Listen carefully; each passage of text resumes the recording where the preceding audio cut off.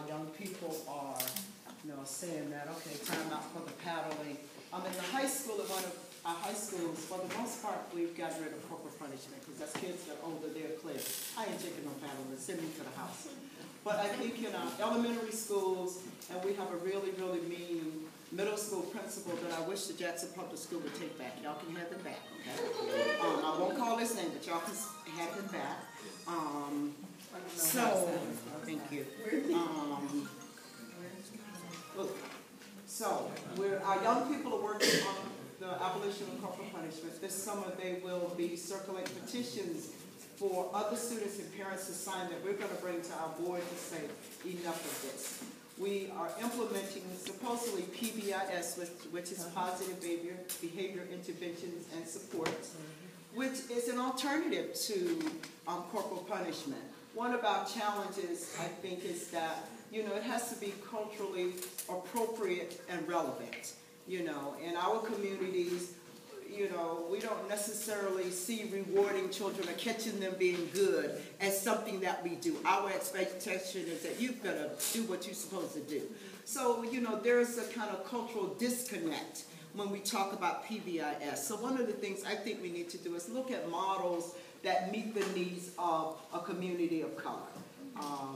Our young people also have been documenting violence in the schools, the home, and their community, that they keep a violence journal, what we're calling a violence journal, because I think one of the ways that we have to deal with this whole notion of violence, whether it's in the school or home, is to document it and speak to it. And so they're looking at a community service learning process of peer mediation. They're just getting into researching Scholars of Peace and some other things. So they're looking at peer mediation, and we're talking about how do you intervene before violence gets to that point, both with school personnel and with young people. And Francine is holding us accountable, and I'm holding her accountable. So before this weekend is over, we're going to lay out a plan, and we will also be meeting tomorrow with some members of the community to lay out a plan where we're going to write, with the help of Tunica, who will send us their new discipline policy. We're going to write our own policy because we already have a model parent-student handbook that we developed last year as part of our South by Southwest initiative. Those of us who are part of Dignity in Schools campaign, that's also a model of a parent-student handbook that looks at a human rights framework. So we're going to write our own policy and bring it before the board to say this is what we want to go on inside of our schools and inside of our communities. Ms. Janice and Ms. Rose, can I leave anything out in terms of student discipline? And of course, we still have challenges with our children. One of our challenges is that now parents see the alternative education program as the appropriate place for their children to be educated. Smaller classroom size, they have the resources, for example, of a full-time therapist or counselor. So parents are now opting out where they want their children to go through the alternative program. So we really have to look at whatever's going on in the alternative program must go on in the regular school, because they're really asking for that. We still have challenges in our school district, and I think it will be addressed when we do good student policy, discipline policy.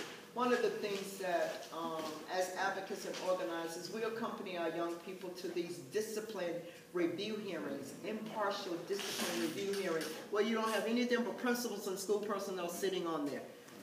They have due process rights, where they have the right to cross-examine their witness, but witness statements come without a signature. Witnesses never show up. So we're inside this process trying to advocate for our kids, and there's nobody to question.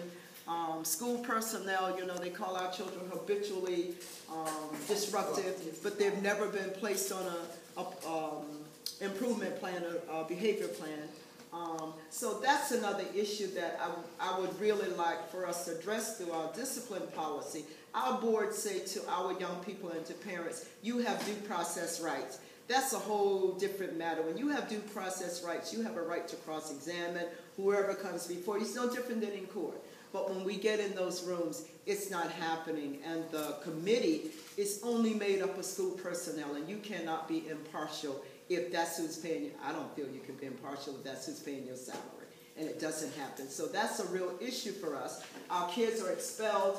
There is no, well, the board says there's an appeal process, but the superintendent circumvents anybody coming to the board, you know. So my hope is that we will correct that when we write up our, and I'm saying this to my school board member over here, because sometimes our school board members don't know, because that we are circumvented from getting to our board. So it's opportunities like that. I can say to our school board member, here's some of the things that's going on. You know, I can say that in the community. But officially, I can say to her, here are some of the issues, and now we need to work together to, you know, really come up with policies that promote positive kinds of things versus punitive measures for our children.